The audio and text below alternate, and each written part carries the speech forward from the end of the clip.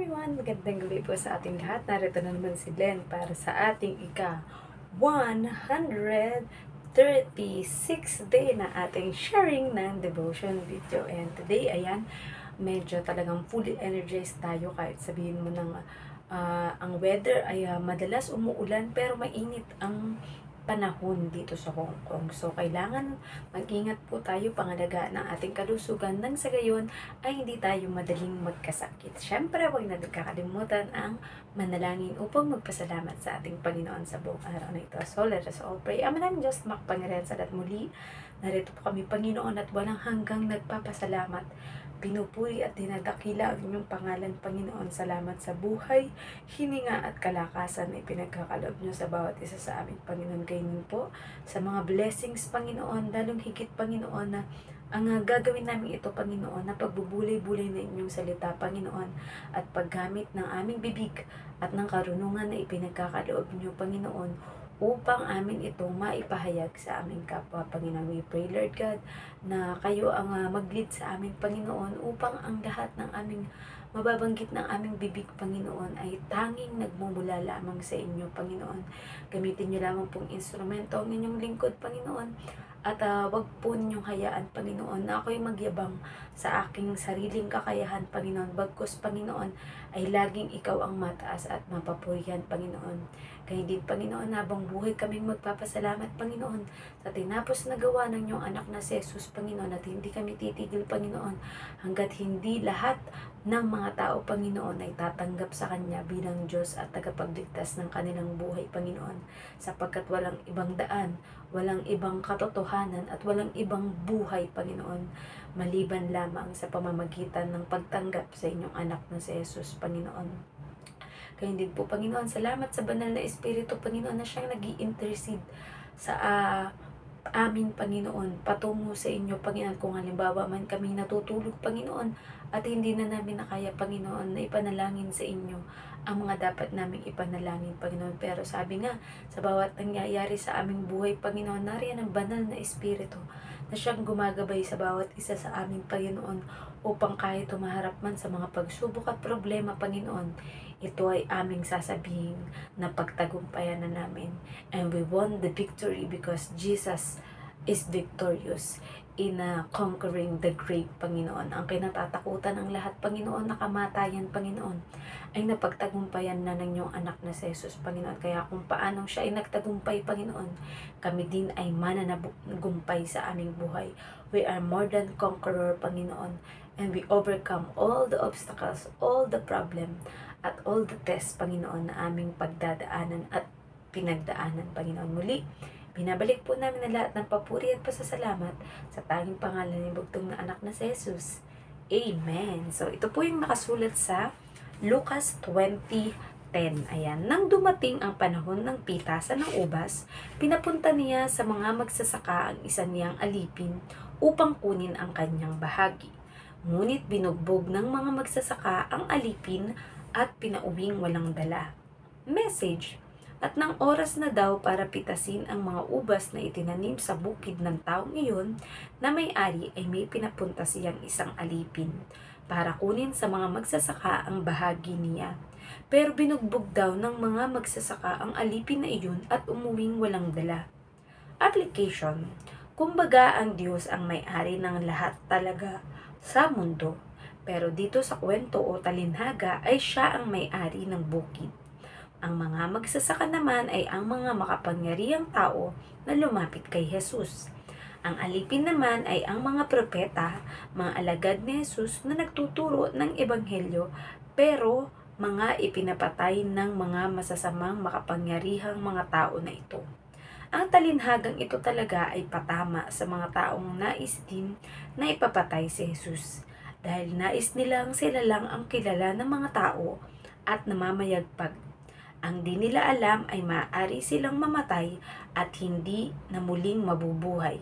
Ngunit si Jesus na binabalak nilang ipapatay, mamatay man, ngunit muling mabubuhay pagkatapos ng 3 araw, at maghahari magpakailanman sa puso at buhay ng mga tumanggap sa Kanya. So, amen, praise God sa pagkabasa ng salita ng Diyos. Diba? Yung talagang with this word, super ma-energize ka na kahit halimbawa may mga pinagdadaanan tayo sa buhay natin, di ba?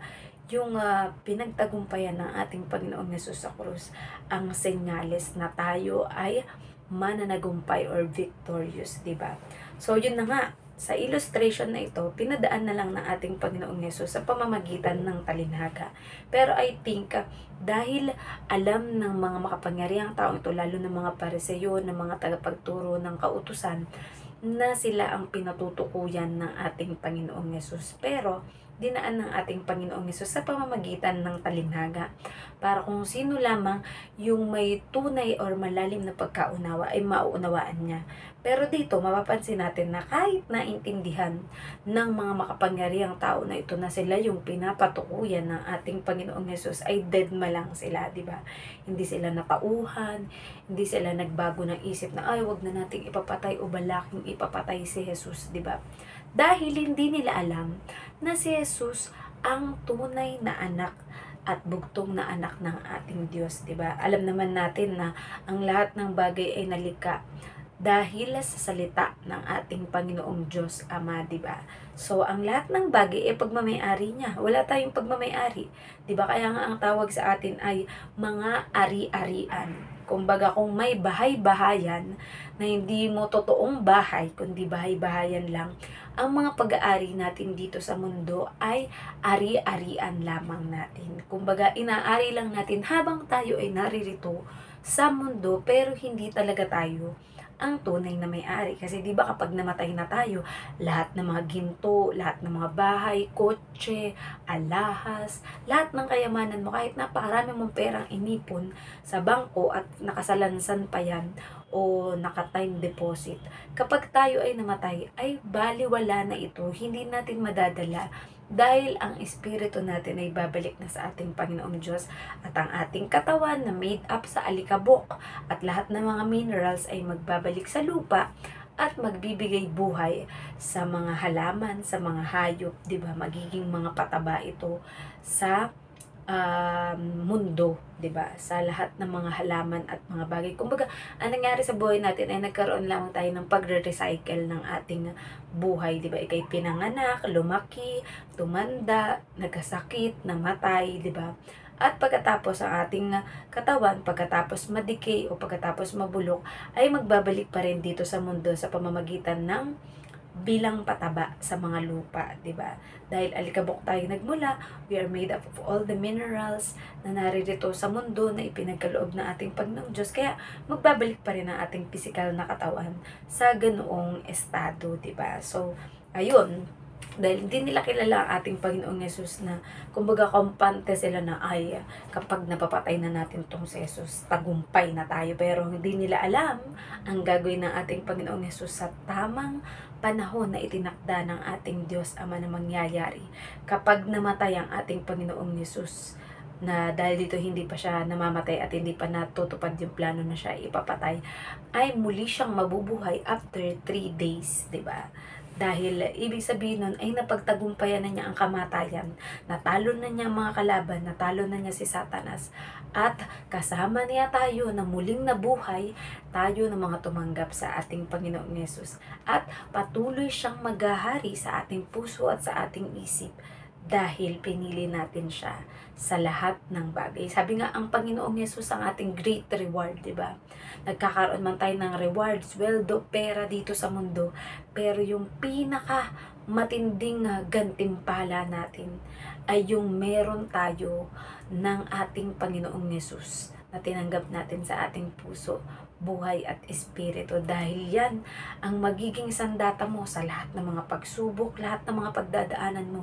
Mananatili kang matibay at matatag dahil pinangahawakan mo ang pangako ng Diyos na hindi kanya iiwan ni pababayaan man. At sa bawat pagsubok sa ating buhay, kasama natin ng Diyos, siya ang lumalaban.